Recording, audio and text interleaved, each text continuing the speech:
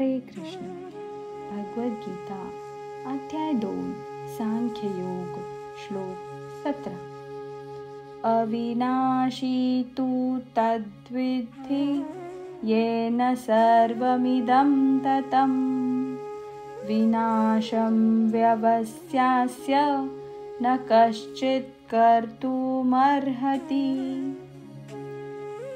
अविनाशी नाशरहित तू परंतु तत्विधी ते जाणून घे, येन ज्याने सर्वं संपूर्ण शरीर इदम हे ततम व्यापलेले आहे, विनाशम विनाश, अव्ययस्य जे अविनाशी आहेत त्याचे, अस्य या, न कश्चित कोणालाही नाही, कर्तुम करणे, अर्हति शक्य, जे संपूर्ण शरीराला व्यापून आहे ते अविनाशी आहे असे तू जाण.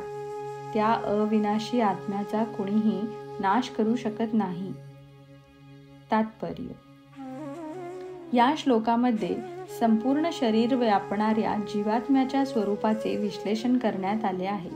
संपूर्ण शरीरात चैतन्य पसरलेले आहे हे कोणीही जाणू शकतो. शरीराला अंश किंवा पूर्ण रूपामध्ये होणाऱ्या सुखदुःखांची जाणीव प्रत्येकाला असते. हा चैतन्याचा प्रभाव प्रत्येकाच्या स्वतःच्या शरीरापुरताच मर्यादित असतो. एका शरीराच्या सुखदुःखाची जाणीव दुसऱ्या शरीराला होत नाही.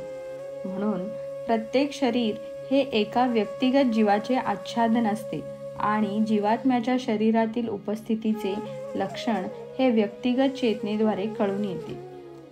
या जीवाचे परिमाण केसाच्या अग्रभागाच्या एका दशसहस्रां इतके आहे असे सांगण्यात येते.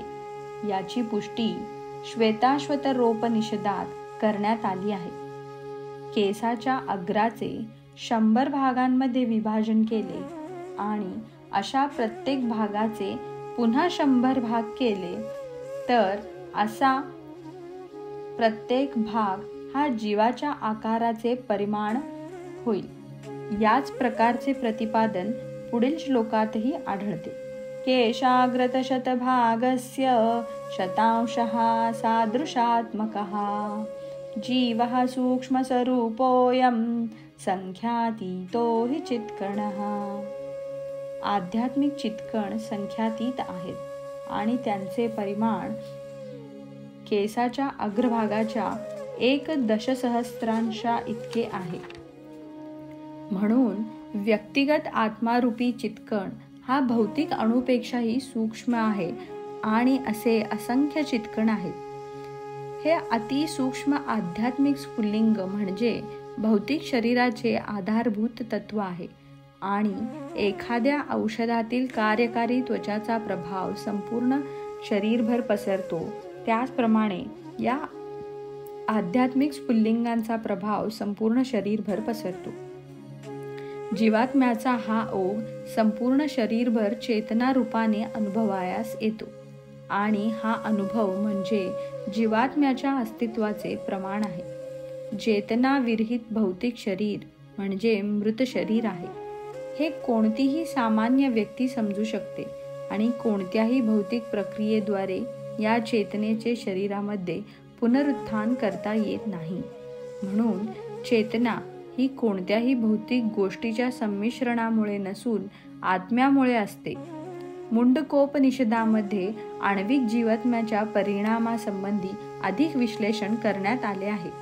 आत्म्याचा आकार परमाणुरूप आहे आणि त्याला पूर्ण बुद्धीद्वारे जाणता येते. 5 प्रकारच्या प्राणात प्राण, अपान, व्यान, समान आणि उदान तरंगणारा हा परमाणुरूप आत्मा हृदयात स्थित असतो आणि देहधारी जीवांच्या संपूर्ण शरीरावर त्याचा प्रभाव पसरलेला असतो. जेव्हा आत्मा 5 प्रकारच्या भौतिक प्राणांपासून पवित्र होतो तेव्हा त्याचा आध्यात्मिक प्रभाव दृग्गोचर होतो. पवित्र जीवात्म्याला आच्छादणाऱ्या 5 प्रकारच्या प्राणांचे विविध आसनांद्वारे नियंत्रण करणे हे हठयोगाचे प्रयोजन आहे. हा योग भौतिक लाभाकरिता नसून सूक्ष्म जीवात्म्याला भौतिक वातावरणाच्या गुंतागुंतीतून मुक्त करण्याकरिता आहे. म्हणून संपूर्ण वैदिक साहित्यामध्ये अणुरूप जीवात्म्याचे स्वरूप मान्य करण्यात आले आहे आणि कोणत्याही सुज्ञ मनुष्याला प्रत्यक्ष व्यवहारामध्ये याचा अनुभव येतो. केवळ निर्बुद्ध व्यक्तीच हा परमाणु रूप जीवात्मा म्हणजे सर्वव्यापी विष्णू तत्व आहे असे म्हणू शकतो. परमाणु रूप जीवात्म्याचा प्रभाव संपूर्ण शरीरभर पसरू शकतो. मुंडकोपनिषदानुसार हा अणुरूप आत्मा प्रत्येक जीवाच्या हृदयामध्ये स्थित आहे.